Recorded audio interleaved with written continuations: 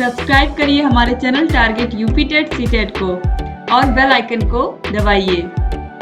Hello friends, मैं रेनू स्वागत करती हूँ आप सभी भावी अध्यापक एवं अध्यापिकाओं का आपके अपने channel target UP TET C TET में। दोस्तों, आज की इस वीडियो में हम आपके लिए सेकेंड सेमेस्टर के हिंदी विषय के सारे क्वेश्चंस को हल करवाने वाले हैं। चलिए देखते हैं सबसे पहले क्वेश्चन नंबर 1 से। और इससे पहले के दोस्तों जितने भी पेपर्स हुए हैं सारे के सारे पेपर्स के सॉल्यूशन के लिंक डिस्क्रिप्शन बॉक्स और कमेंट बॉक्स में मिल जाएगी। तो चलिए स्टार्ट करते हैं हम। क्वेश्चन नंबर 1 है, किस प्रणाली से छात्रों में सक्रियता बनी रहती है? तो कौन सी प्रणाली जिससे बच्चे क्लास में सक्रिय रहते हैं? तो प्रश्नोत्तर प्रणाली, अभिनय प्रणाली, गति प्रणाली या व्याख्या प्रणाली। तो जब टीचर किसी भी चैप्टर को पढ़ाते हुए बीच में बच्चों से क्वेश्चंस पूछते रहते हैं क्लास में, तो बच्चों का जो ध्यान है, सक्रियता है, वो बनी रहती है क्लास में। क्योंकि पता नहीं होता ना कब किस बच्चे से टीचर क्वेश्चन पूछ लेंगे, तो सभी लोग उनकी बातों को ध्यान से सुनते हैं। तो इसीलिए ऑप्शन 1 जो है प्रश्नोत्तर विधि, ये सही हो जाएगी, यानी कि प्रश्नोत्तर प्रणाली। क्वेश्चन नंबर 2 है, जागृत शब्द का विलोम। जागृत मतलब जागना, सुषुप्त मतलब सोना। तो ऑप्शन नंबर 1 जो है सुषुप्त, ये राइट आंसर हो जाएगा। तो जागृत का विलोम यानी कि अपोजिट क्या होगा? सुषुप्त होगा। जैसे कि जागृत ज्वालामुखी और सुषुप्त ज्वालामुखी आप लोगों ने भूगोल में पढ़ा है। क्वेश्चन नंबर 3 है, निम्नलिखित में जातिवाचक संज्ञा कौन सी है? पुस्तक, ममता, अच्छाई, सुरेश। तो ममता, अच्छाई ये तो हो गया भाववाचक संज्ञा, सुरेश हो गया व्यक्तिवाचक संज्ञा, और जो पुस्तक है यही हो गई जातिवाचक संज्ञा। ऑप्शन 1 जो है ये सही हो जाएगा। क्वेश्चन नंबर 4 है, बच्चों की शिक्षा ग्रहण करने के मार्ग में बाधक होने वाले भाव हैं? संकोच, झिझक, शर्मिला होना या उपरोक्त सभी। तो ये सभी शिक्षा ग्रहण करने के मार्ग में बाधक होने वाले भाव हैं। तो ऑप्शन 4 जो है ये सही हो जाएंगे। इसीलिए कहते हैं जब हम पढ़ाई करते हैं तो हमें बिल्कुल शर्म नहीं होना चाहिए किसी भी चीज का। अगर हमारे अंदर शर्म रहेगी तो हम पूछ ही नहीं पाएंगे, झिझक रहेगी तो पूछ ही नहीं पाएंगे, संकोच रहेगा तो हम क्वेश्चंस को पूछ ही नहीं पाएंगे टीचर से। इसीलिए हमें ये सब चीजें अपने मन से निकाल देना कि जब हम पढ़ने गए हैं, कोई चीज सीखने गए हैं, तो हम जब पूछेंगे तभी हम सीख पाएंगे। क्वेश्चन नंबर 5 है, भूतकाल के कितने भेद होते हैं? बहुत ही आसान सा प्रश्न पूछा है, ये मैंने आप लोगों को कराया भी है। तो ऑप्शन नंबर 2 जो है 6, ये सही हो जाएगा। आप लोगों ने अगर मास्टर क्लास पढ़ी है अच्छे से दोस्तों, सारे विषयों के राजन सीरीज, पवन सीरीज की वीडियोस को सॉल्व किया है। सारे के सारे विषयों के जितने भी प्रीवियस ईयर क्वेश्चन पेपर्स मैंने सॉल्व करवाए हैं, सारे अगर आपने सॉल्व किए हैं तो आप लोगों का पेपर बहुत अच्छा हुआ होगा। और मुझे पूरी उम्मीद है कि आपने सारे पेपर्स बहुत ही अच्छे से दिए होंगे। अब अति लघु उत्तरीय क्वेश्चंस पर आते हैं। क्वेश्चन नंबर 6 है, किन्हीं 4 विराम चिन्हों का उदाहरण सिद्ध कीजिए। सबसे पहले आता है प्रश्नवाचक चिन्ह, सबसे आसान प्रश्नवाचक चिन्ह। तो आपको क्या करना था, ये इस तरीके से लिख करके और इसका चिन्ह बना करके फिर यहाँ पर इसका एग्जाम्पल लिखना था। क्या तुम, इस तरीके से कोई भी एक वाक्य बनाना था, क्या तुम रोज स्कूल जाते हो? बस इस तरीके से ये एक पूरा सेंटेंस बन गया और इसके आगे क्या लगेगा? प्रश्नवाचक चिन्ह। इसी प्रकार से हम विराम चिन्ह इस तरीके से लिख करके पूर्ण विराम चिन्ह, पूरा यहाँ पर हम लिखेंगे पूर्ण विराम चिन्ह। और यहाँ पर इस तरीके से यहाँ पर हम लिख देना था, मैं बाजार जाता हूं, मैं बाजार जाता हूं, ये हो गया। इसी प्रकार से दोस्तों यहाँ पर देखिए, फिर हम लिख सकते हैं विस्मयादिबोधक चिन्ह, विस्मयादिबोधक चिन्ह इस तरीके से, अरे, फिर उसके बाद चिन्ह तुम कब आ गए, इस तरीके से तुम कब आ गए, ये हो गया विस्मयादिबोधक चिन्ह का एग्जाम्पल। इसी प्रकार उद्धरण चिन्ह या अवतरण चिन्ह भी हम इस तरीके से लिख सकते हैं।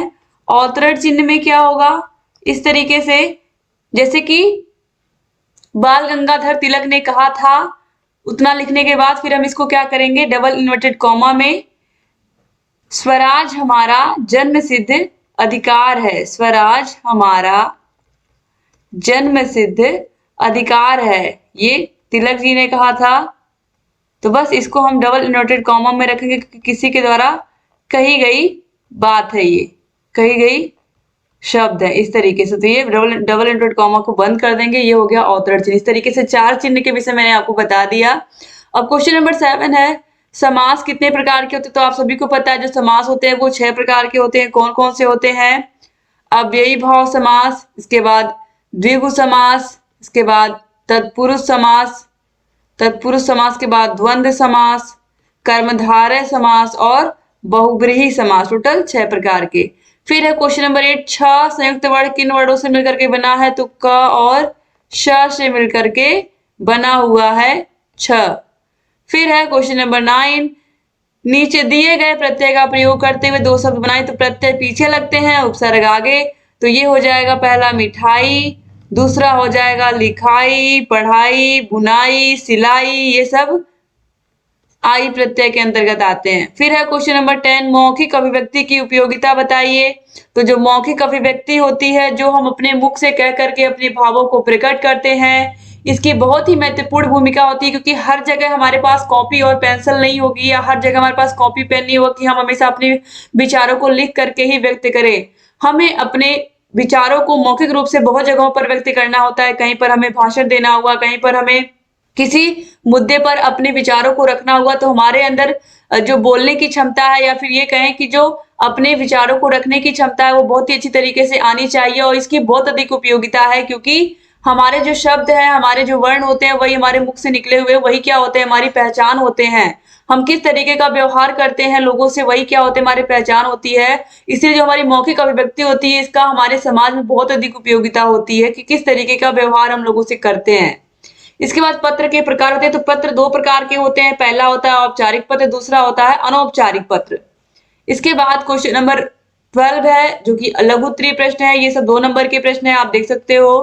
क्वेश्चन नंबर 12 पूछा, गद्य शिक्षण के सामान्य उद्देश्यों का वर्णन करिए। तो गद्य शिक्षण का जो के सामान्य उद्देश्य में सबसे पहले अगर दोस्तों की बच्चों के जो उच्चारण है उसको शुद्ध करना, यानी कि बच्चों को जब हम पढ़ाते हैं तो इससे क्या होता है, उनका उच्चारण शुद्ध होता है। इसके अलावा बच्चों के शब्द भंडार में वृद्धि होती है और छात्रों में रचनात्मक शक्ति का विकास होता है। इसके अलावा छात्रों में भाषा द्वारा नैतिक और चारित्रिक विकास होता है, क्योंकि बहुत सारे पाठों को हम बच्चों को पढ़ाते हैं, चैप्टर्स को पढ़ाते हैं, और छात्रों की तार्किक एवं मनन करने की जो शक्ति होती है उसमें वृद्धि होती है। इसके अलावा छात्रों को हिंदी भाषा के महत्व से भी हम परिचित कराते हैं। इसके अलावा दोस्तों जो इसके मुख्य उद्देश्य होते हैं, मुख्य उद्देश्यों को भी आप जान लीजिए। सामान्य उद्देश्य आपने जान लिए, जो मुख्य उद्देश्य होते हैं उसका गद्य शिक्षण का, वो होता है पाठ्य विषय वस्तु के अनुसार परिवर्तित। जो गद्य शिक्षण के विशिष्ट उद्देश्य दोस्तों होते हैं, इसमें आप देखिए पाठ्य विषय वस्तु के अनुसार क्या होते हैं, जो उद्देश्य होते हैं वो परिवर्तित होते हैं, क्योंकि हर एक चैप्टर में अलग अलग चीजें दी होती हैं। तो जो भी चीजें जिस चैप्टर में दी होती हैं उसी के अनुसार उसका क्या होता है, उद्देश्य होता है। ठीक है, विशिष्ट उद्देश्यों के निर्धारण में विषय वस्तु के सभी शिक्षण विधियों का ध्यान रखना आवश्यक होता है। तो इस प्रकार से जो गद्य होता है वो बच्चों के लिए बहुत ही महत्वपूर्ण होता है। और जब गद्य हम बच्चों को पढ़ाते हैं तो विभिन्न प्रकार के मुहावरों का प्रयोग करते हैं, लोकोक्तियों का प्रयोग करते हैं। इस तरीके से बच्चों के अंदर इनको कहाँ कब कैसे प्रयोग करना है अपने दैनिक जीवन में, बच्चों को ये भी आ जाता है। इसके बाद क्वेश्चन नंबर 13 पे आते हैं, मौखिक अभिव्यक्ति तथा लिखित अभिव्यक्ति की विधाओं का वर्णन करिए। तो जो मौखिक अभिव्यक्ति होती है, मुख से बोल करके अपनी भावनाओं को प्रकट करते हैं। इसमें भाषण देना हुआ, या हम बच्चों को लेक्चर दे रहे हैं, या वाद विवाद प्रतियोगिता के माध्यम से भी हम अपने अपने मन के विचारों को, भावों को रख रहे हैं, अंत्याक्षरी के माध्यम से। ये सब क्या है, ये सब विधाएं हैं मौखिक अभिव्यक्ति की। तो यहाँ पर आपने देखा भाषण, वाद विवाद प्रतियोगिता, इसके अलावा अंत्याक्षरी, ये सब क्या है, कविता, कविता कहना, ये सब मौखिक अभिव्यक्ति के साधन है। अब लिखित अभिव्यक्ति में आते हैं, तो लिखित अभिव्यक्ति में कविता, कहानी, नाटक, आत्मकथा, ये सब क्या है, लिखित अभिव्यक्ति के साधन है। ठीक है, तो ये सब यही इन्हीं का वर्णन करना था। फिर देखिए छात्रों में उच्चारण संबंधी सुधार हेतु कौन कौन से उपाय कर सकते हैं। तो इसके लिए बच्चों को हम क्या कर सकते हैं, ढेर सारा अभ्यास करा सकते हैं। इसके अलावा टेप रिकॉर्डर की सहायता से बच्चों में हम क्या कर सकते हैं, बच्चों के उच्चारण को सही करवा सकते हैं, बार बार रिपीट करवा करके। इसके बाद क्वेश्चन नंबर 15 है, काल किसे कहते हैं, काल के भेद लिखिए। दोस्तों क्रिया के जिस रूप से किसी काम के करने या होने का के समय का पता चलता है उसे ही हम क्या कहते हैं, काल कहते हैं। काल के 3 भेद होते हैं, भूतकाल, भविष्यकाल और वर्तमान काल। इसके बाद क्वेश्चन नंबर 16 पे आते हैं, कविता शिक्षण के लिए ध्यान देने योग्य बातें कौन कौन सी होती हैं। तो दोस्तों जब टीचर बच्चों को कविता पढ़ाते हैं तो इस बात का वो ध्यान रखें कि उस कविता का रागात्मक पाठन हो, यानी कि वह उचित लय, ताल, गति, आरोह अवरोह का ध्यान रखते हुए बच्चों को कविता पढ़ाएं। इसके अलावा कविता पढ़ाते समय भावों का भी विशेष ध्यान रखना आवश्यक होता है। कविता जिस रस से ओतप्रोत है उसी के अनुसार हाव भाव तथा अंग संचालन शिक्षक का होना चाहिए। ठीक है, शिक्षक का सास्वर वाचन वर्तनी स्पष्ट होनी चाहिए, आकर्षक व प्रभावकारी होना चाहिए। तो इस तरीके से बच्चों को पढ़ने में क्या होगा, मजा आएगा। कविता को। इसके बाद देखिए क्वेश्चन नंबर 17 है, पत्र लेखन की विशेषताएं बताइए। तो पत्र लिखते समय में बहुत सारी चीजों का ध्यान रखना होता है, किस प्रकार का पत्र हम लिख रहे हैं। औपचारिक पत्र लिख रहे हैं तो उसमें आपको पता है कि किसी सगे संबंधी को तो हम औपचारिक पत्र लिखते नहीं है, ये कार्यालय संबंधी पत्र होते हैं। और जबकि जो अनौपचारिक पत्र होते हैं इसमें हम अपने सगे संबंधियों को पत्र लिखते हैं।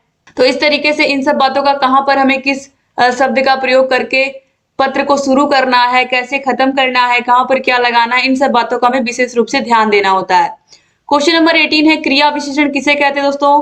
तो क्रिया की विशेषता बताने वाले शब्दों को ही हम क्या कहते हैं, क्रिया विशेषण कहते हैं। जैसे कि घोड़ा बहुत तेज दौड़ता है, घोड़ा बहुत तेज दौड़ता है।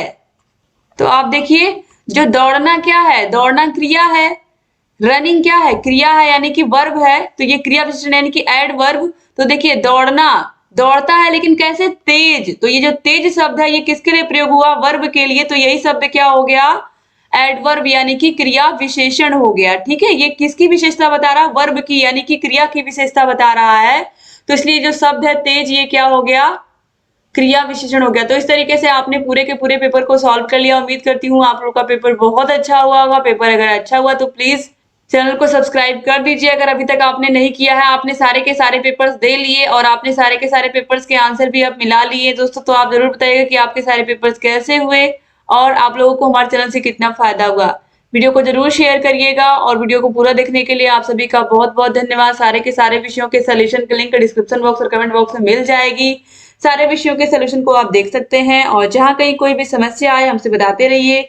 पूरी की पूरी वीडियो आपके लिए अच्छे से सारे विषयों के हर एक क्वेश्चन को हमने सॉल्व करवाया है, बहुविकल्पी से लेकर के लघुत्तरीय क्वेश्चन तक। तो आप सारे क्वेश्चंस को मिला सकते हैं।